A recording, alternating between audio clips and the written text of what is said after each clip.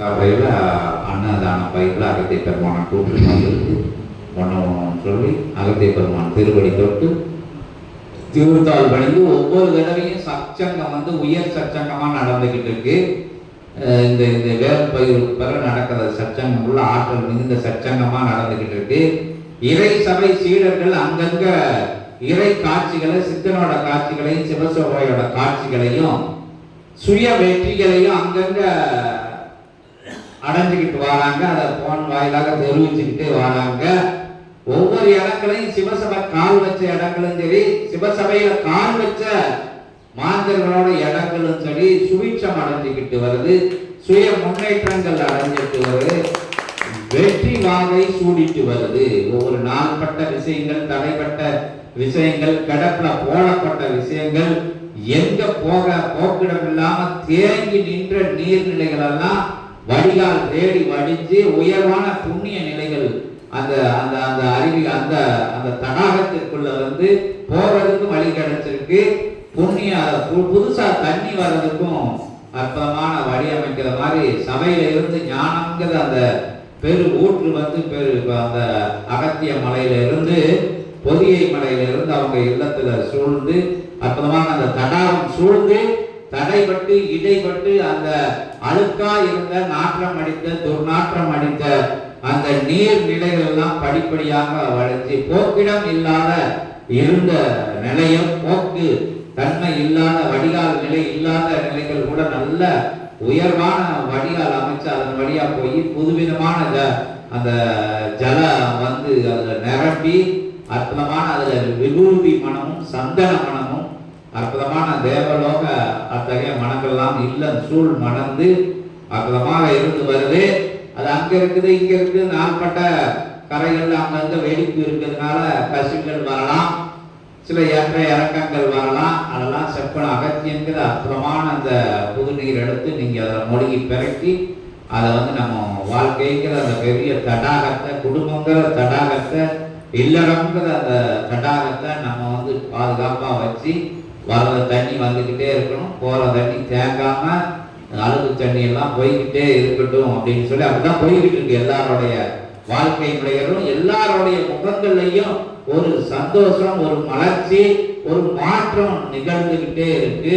அது தேவைகளுக்கு பின்னாடி தேவை ஆசைகளுக்கு பின்னாடி நீங்க வாழ்வடிச்சு செல்லாம இருக்கிற நிலை நிகழ்வுல என்ன நடக்கு, அது என்ன விதமான தன்மையில இருக்கு அப்படிங்கிற இறைவன் கொடுத்த இறைசபை கொடுத்த ஞானத்தை வச்சு மீண்டும் மீண்டும் ஆசையின் பின்னால் வாழ் பிடிக்காம என்னது கொண்டது போதும் அப்படின்னு நினைச்சு ஒரு நிலையில படிப்படியாக ஆசைக்கு படுங்கன்னா சொல்லுது சபை. முறையோட ஆசைப்படுங்க, அது முறையில்லாம ஆசைப்படாதங்க, வெறி கொண்டு ஆசைப்படாதங்க அப்படின்னு சொல்லுது.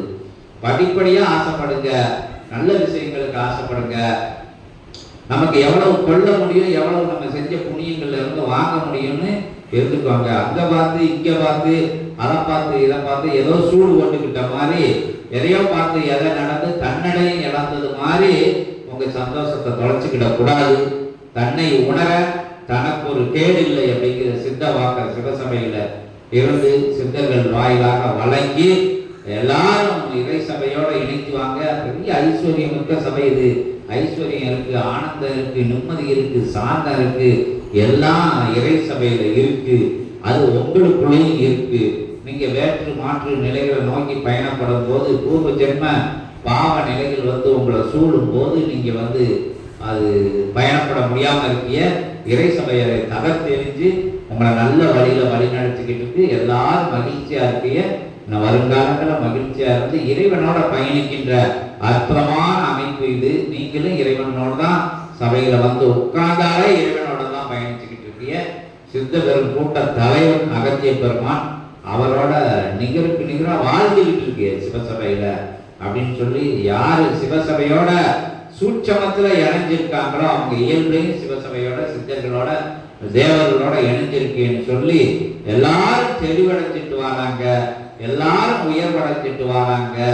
எல்லாம் உயர் சரணாகதி இருக்கல வரக்கூடிய ஏற்ற இறக்கங்கள்லாம் அகத்திய பெருமான் திருவடியில சமர்ப்பணம் செஞ்சு அற்புதமா வளம் வந்துகிட்டு இருக்காங்க. ரொம்ப பேர் மாறிட்டாங்க.